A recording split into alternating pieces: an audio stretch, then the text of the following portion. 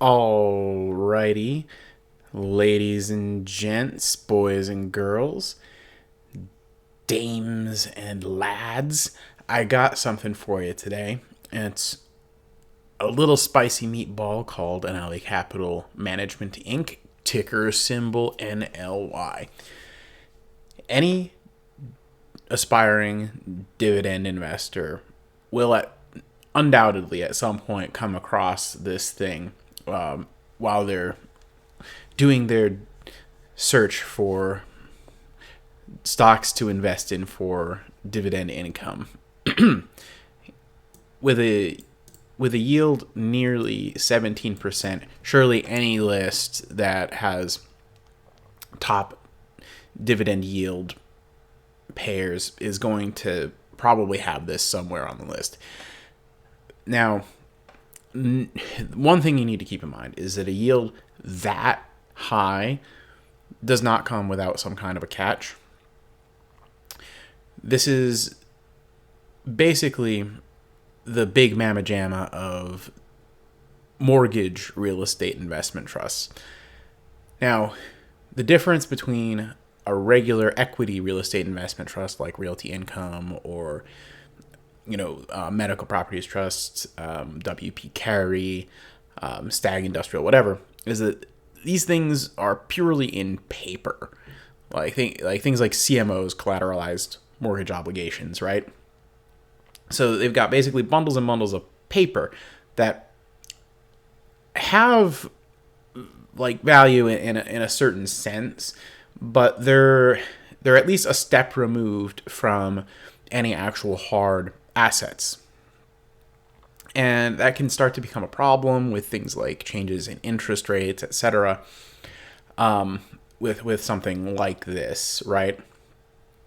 So, and you can actually see, in this article, one of the top lines of it is that investors don't seem convinced that ANNALY can maintain its dividend, a fact that management just admitted was true. Not the first time. So, what are we looking at here? So this is their dividend history on the NASDAQ website. So you can see their regular payout quarterly was back in 2018 was 30 cents. These might have been special dividends or something here in June or rather August and September. But then you see 2019 it declined to 25 and then later to 22. And you might be saying, "Oh, well, now it's at 88 cents. This must be great, news for the company. They managed to quadruple their dividend." Well, here's the problem. They actually had a 4-for-1 reverse stock split, meaning it's still the same as it was when they were at 22 cents, right? Because what they did was basically they took every 4 shares out there and combined them into one. So that would mean that the dividend payment from each of those 4 shares also combined into one. So their dividend hasn't actually gone up in reality. That's something to keep in mind. And the reason they did that, and this is all like a bunch of smoke and mirrors, they did it because their share price was dropping so low that they were in danger of basically getting penny stock treatment, because if you look at their current share price of about $20, they were worried about being under $5 a share and even lower, and getting penny stock treatment, possibly dropping off. At that point you can drop off certain indexes and different things like that.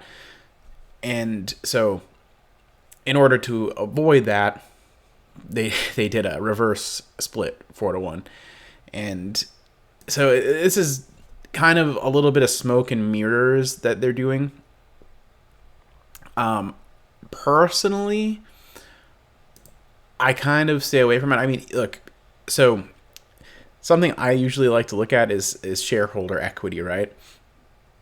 Now, their shareholder equity is technically over $11 billion, which is also technically higher than their current market cap. Now, if this was a case where that was $11 billion of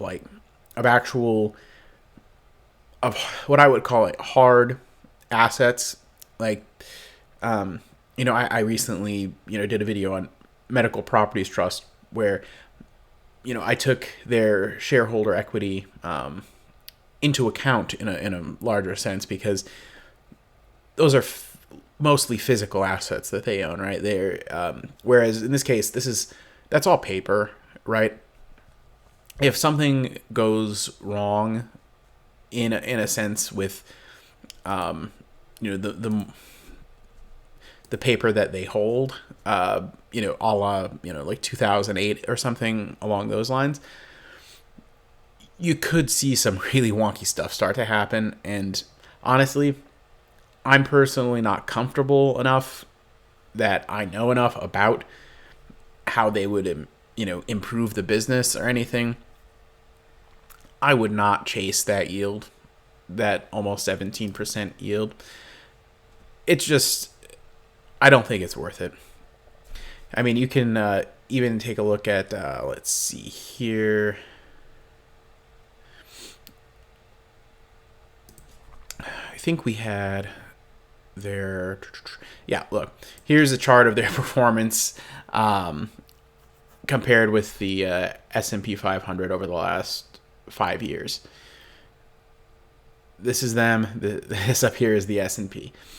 It seems like it's always another problem, and I don't know the solution. So that's a no for me, dog. But hey, why don't you tell me what you think about this thing? Am I wrong? Is this really just a temporary thing? Should you chase the yield? I don't think so. But if I'm wrong, tell me why. If I'm right, give me props. Tell me what you would like to see next in the comments below. Give me a like, give me a subscribe, do all that good stuff. Help me out. I just want to have more of these kind of conversations. Love debating it out with you in the comment section. Take it easy and peace.